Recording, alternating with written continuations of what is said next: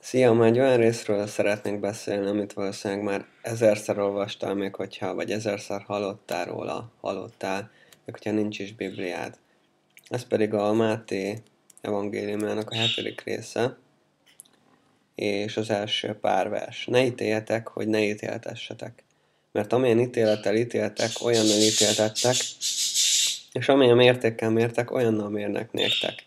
Miért nézed pedig a szálkát, amelyet a atyád fia szemében van, a gerendát pedig, amely a te szemedben van, nem veszed észre? Vagy mi módon mondhatod a te atyád fiádnak, hadd vessem ki a szálkát a te szemedből, holott mi a te szemedben gerenda van? Képmutató. Vesd ki előbb a gerendát a te szemedből, és akkor gondolj arra, hogy kivessed a szálkát a te atyád fiádnak szeméből. Ezt a részt én is rengetegszer elolvastam, és emberileg nagyon könnyű elolvasni, értelmezni, mivel alapvetően az ember egy ítélő lény, ahogy én is, és a hangsúlyozást is meghatározza. Hogy amikor azt olvasom, hogy miért nézett még a szálkát, amelyet adját,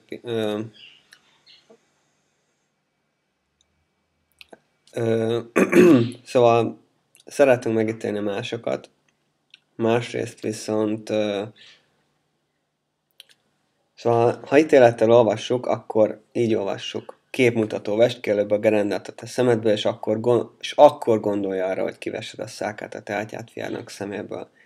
Hát ha agresszívan olvassuk fel azt, akkor olyan szempontból ítél minket meg ez az írás, hogyha mondjuk alázatos vagyok, vagy megalázkodó, akkor látok egy bűnt a testvéremben, akkor két lehetőség van. Vagy oda rohanok, és leordítom a fejét, vagy a szeretet nevében jól megtaposom a lelkét, vagy pedig azt mondom, hogy eszembe jut az a rész, és én is ugyanolyan bűnös vagyok, és nem is szólok neki.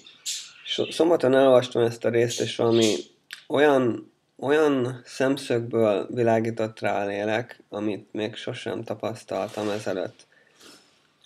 Eszembe jutott, és hogy felhívta a figyelmet arra, hogy erre a részre, hogy és akkor gondolj arra, hogy kivessed a szálkát a te atyád fiának szeméből. Hogy igazából nem egy bűntudatot kell éreznem, hanem bűnbánatot.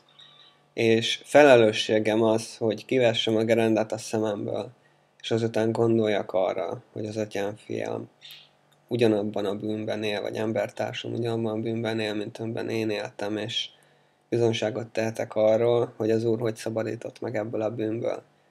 Úgyhogy legközelebb, amikor a másikban látsz valamit, ami idegessít, ami nem hagy nyugodni, ami bűn, akkor te is vizsgáld meg magad, és előbb térj meg belőle, és utána teljesen más lelkülettel tudsz oda menni a másikhoz. Nem fogod leordítani a fejét, nem fogod megmosni a fejét, nem fogod magad jobbnak látni nála, hanem átélted a kegyelmet, és egy olyan üzenettel tudsz menni, aminek más a kisugárzása.